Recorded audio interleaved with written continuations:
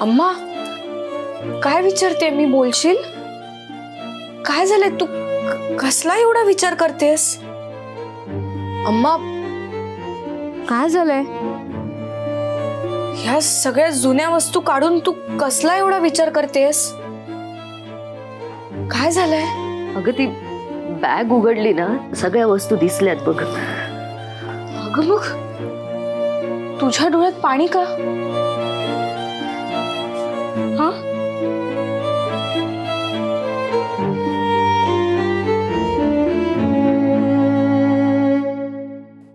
शक्ती,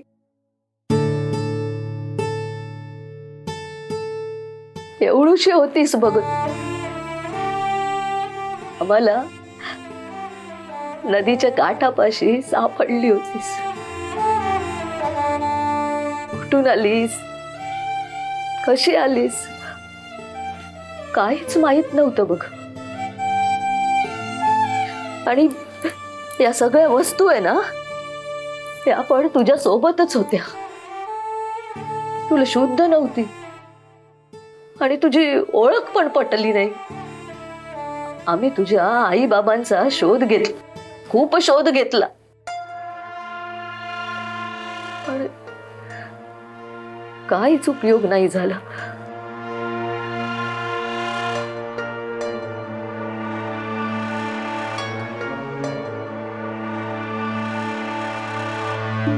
मग आम्ही तुला आमच्याच घरी घेऊन आलो. कदाचित आई जगदंबेची आणि आदिशक्तीची तीच इच्छा असेल बघ.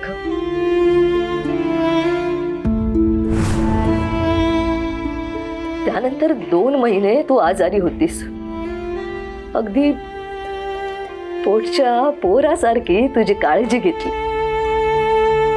इतकी काळजी घेतली की तुझा लळाच लागला आम्हाला. पोरबाळ नसलेली मी, आदिशक्तीच्या कृपेने मला मातृत्व मिळालं. माझी कूस उजवली गेली. मी तुझी आई झाले आणि तू माझी लेक.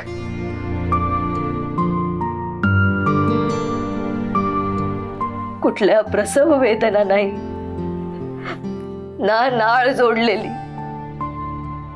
पण आईपणाचा अनुभव तू आयुष्यात आल्यावर मिळाला मला. शक्ती, अम्मा, पण तू हे सगळं मला